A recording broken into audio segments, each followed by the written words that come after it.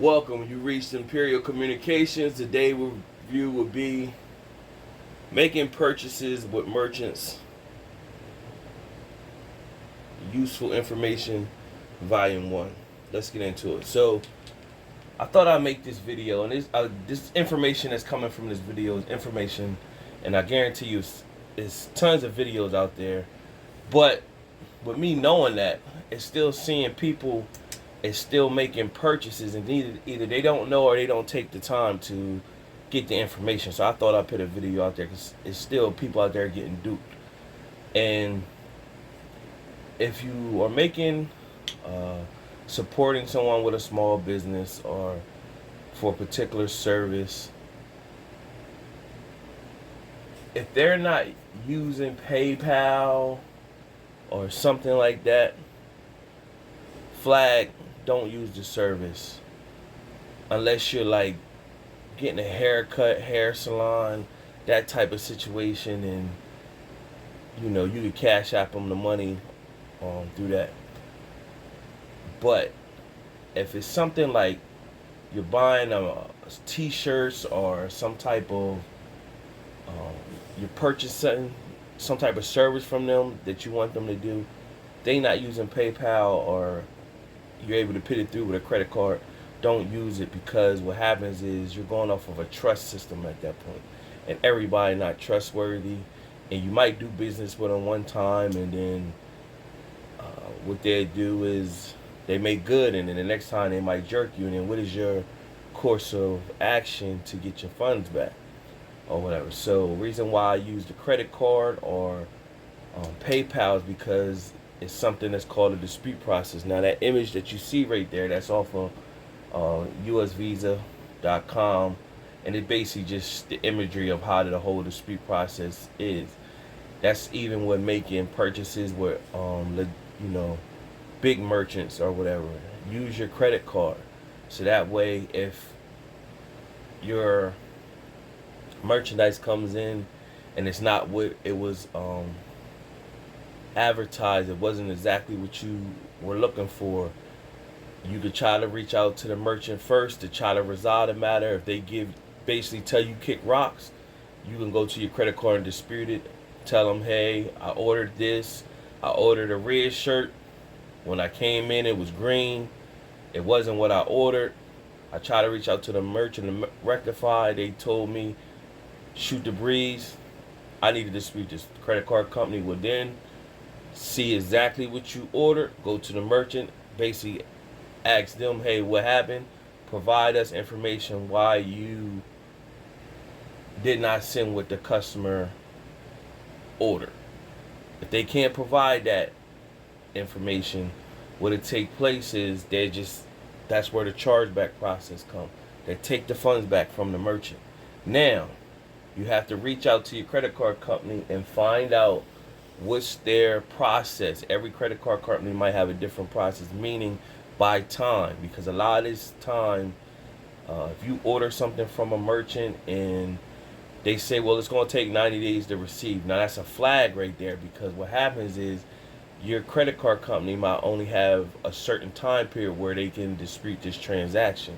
You wait 90 days, they hit you with, well, it's beyond the time frame to do a dispute. Now you stuck.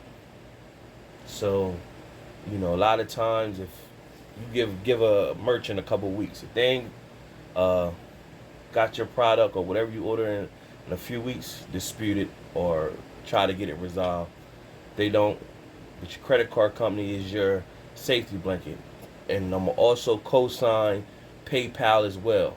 PayPal is huge, and PayPal, they didn't always have this process where they protected the customers, but now they're so big, they got a great dispute process as well. And I'm only reason why I'm co-signing, because I have used PayPal and I have disputed transactions with PayPal, and both times came back in my favor or whatever. And then I will say with PayPal, you don't necessarily, you could use if you got your debit card set up with PayPal, you could use your debit card in that instance, because PayPal is your protection. I still will always say use your credit card because you got the double protection at that point.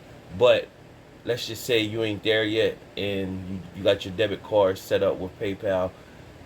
The merchant accepts PayPal. You still can do your dispute process. Now, you don't want to be janky on your part and just be disputing stuff just to be disputing stuff or whatever. And watch out for stuff that you purchase that says as is, and find out what the return policy is, because you got a lot of these small businesses that they're in business but they don't fully know the whole how that dispute process works. So I can only give you an example. I purchased something online with a small business, and I ordered it, and they had it online that it was available. They took the transaction. And then nothing arrived. I didn't receive no information saying it was in process of shipping. So I gave them the benefit of the doubt. I reached out to them, said, "Hey, I ordered this, whatever," and they replied, "Well, we don't have it in stock." Well, why did you have it available on your site? That's nothing for the consumer. I don't have to deal with that. So I said, "Well, just give me a refund." They responded by saying, "Well, we don't do refunds." Well, there's nothing on your site that says you don't do refunds. So that's a flag on it. That's telling me right there they don't know how this whole process works. See, but they don't know. I already know that I can dispute this transaction. So it's no argument. The back and forth is done at that point. I go through the dispute process. Instantly, what happens is your credit card company will give you a temporary credit until this is resolved. Now, when the credit card company goes to this merchant, they're going to say, "Hey, what's up with the product you're supposed to send this customer?" They can't talk that saying, "Well, we don't have it in stock," because the minute they already agreed that they don't have the product, that's automatically grounds to get charged back. So a lot of times those merchants won't even respond to the dispute, and what happens is it goes in the favor of the consumer. You get your funds back, done deal, and just don't do business with them. Now, I will also tell people to use Zelle. Most U.S. banks have their banks listed with Zelle, and basically Zelle is just like Cashapp, where if your friend, family, or whoever has Zelle, they can send the money through that.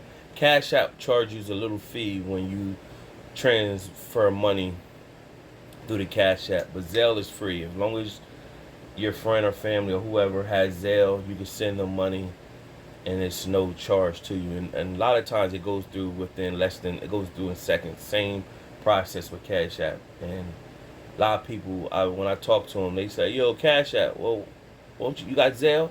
They be like, "Nah, I don't got Zelle. And I use the Cashapp." I'm like, "Nah, man, use Zelle. Like, get on board. We just can't be out here in society doing one particular thing. You got to be in tune with a lot of things, and to better yourself out here, so you can conduct yourself and you can move, and you don't get passed over." And the reason why I'm making this video, because I was watching a video and I just sit here and I seen somebody make try and show support or whatever. I don't know the particulars, but the overall experience was that they wanted a service from somebody. They cashapped them the money, and then the person didn't come through. And then the person had a nerve to ask them for the full amount. They paid them that too, and still didn't get the service or the product. So they don't really have no recourse because they didn't do Cashapp. Flag on the play. If you purchasing anything with anyone, and they telling you Cashapp them the money, if it ain't no getting your hair cut, hair salon, or Joker just cut your grass or something like that, no. I don't care what they do. That's equivalent to you giving a Joker cash and they say, "I'll be right back," and they never show up. What you going to do? What's your recourse? And 2-to-1, the money is not worth to take it to another step. So you gotta protect yourself, because a lot of people ain't honest out here. A lot of people scamming, and if they see you, deer in headlights, they get over, and especially if they feel it's not going to be no repercussions. And a lot of them small merchants and whatever, they don't know the dispute process, so and all that, so they don't even know. They think they still hustling, and then before they know it, their little account that they got set up with whoever, they get that charge back. They had the funds, and now the funds was taken back, and they like, oh snap. Well, what's that? Well, that's just keeping honest. That's keeping you with an honest business. You know, people ain't in the business. People work hard for their money. A lot of people that get money it don't come easy, so they have to protect themselves. They don't got money just to be giving away, and people scamming because the little person, you know. And you could use this for, and now there's some other ways that you can use this process as well. I will not put that out here, but on here particularly, once you dig deep enough and understand how the whole dispute and chargeback process go, you will see the other ways how you can utilize this process or whatever. But the overall is not getting scammed. Also, use your credit card or PayPal with making purchases online, because if you use your debit card online, people can retrieve your information, and now your information can get taken and somebody do some fraud on your account. And because it's a credit card company, they're gonna fight because that's their money in retrospect. So they like, nah, we not getting scammed or whatever. If it's your debit card, that's money directly out of your account. So your bank will fight for you to get those funds back, because a lot of that money is insured, but it may take a while for it to get the money back. At least if you disputed with the credit card, they give you the temporary credit from the gate. With your debit card, you might be out of that money until they actually find the money back to retrieve. And then that's a whole process. That process could take a few months before you get your money back. With the credit card, more than less, they see some fraud, they issue the temporary credit to your account. 2-to-1, if it is legitimate fraud, that temporary credit becomes permanent. They get your new credit card information. Done deal, you move on. Debit card,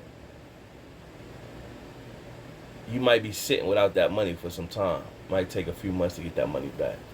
You know, for them to go through the whole process of the whole fraud. Is it fraud? Is it not? And all that. So, you know, just protect yourself in any case. This is my first volume 1 for useful information. Subscribe to the channel, like the video, leave a comment if you had an experience. Till next time.